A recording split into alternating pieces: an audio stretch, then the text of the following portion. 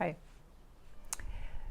One of the harder lessons life has taught me is that people and things aren't always as they seem.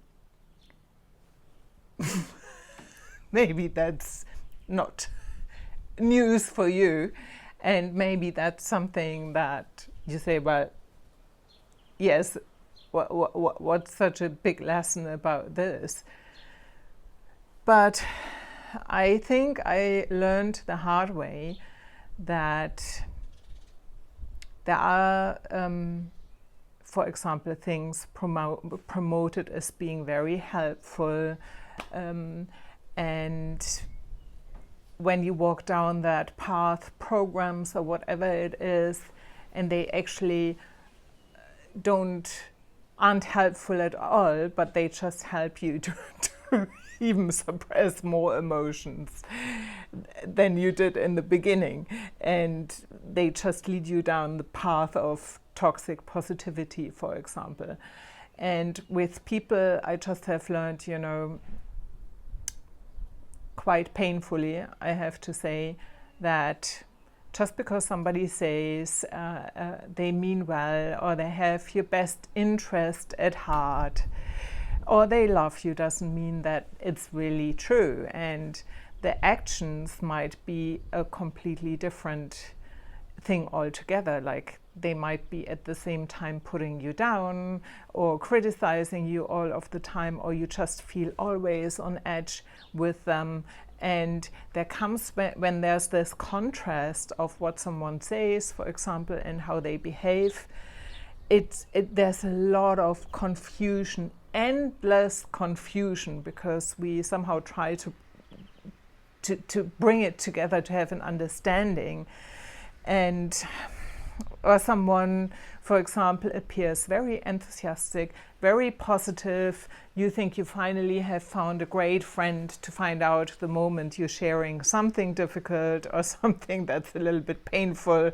They're kind of running for miles and just can't deal with it. And so I really have learned that I look more for what people do and not so much for what they say. And I look at their actions, and I look at how they make me feel, how I feel in their presence. Obviously, all of us have moments, where what we say and what we do isn't congruent.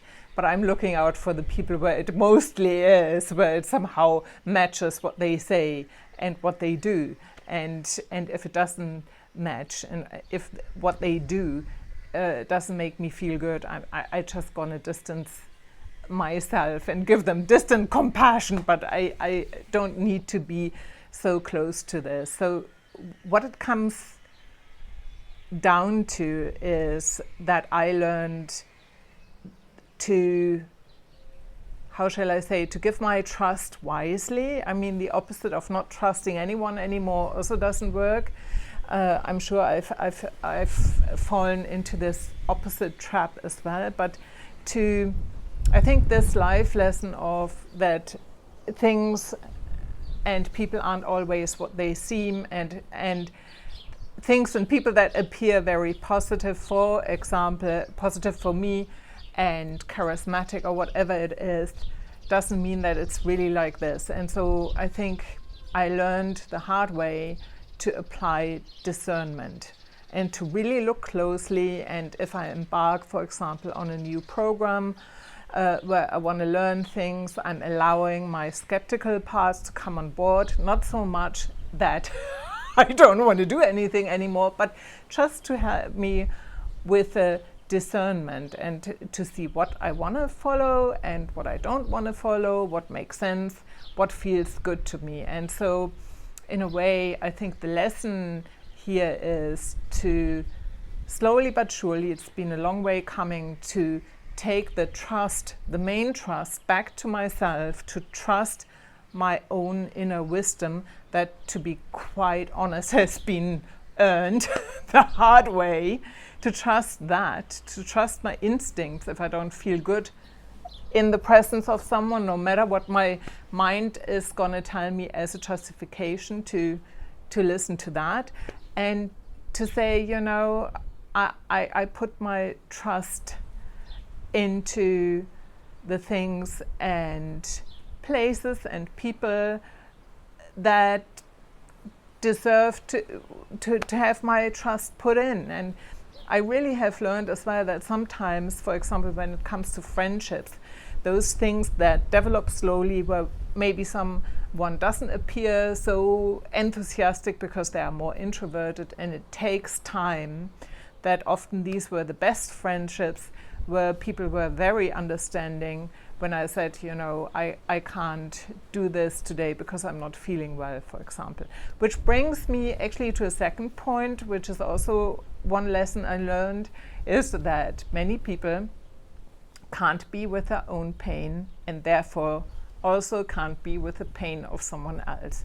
So if I do share something with someone and I realize they really don't have the capacity to be with that in general, not just in that moment, I somehow don't share my innermost feelings anymore and rather bring that to places, even if it's far and few in between, where I know that that person or people or group can actually also hold the space for it.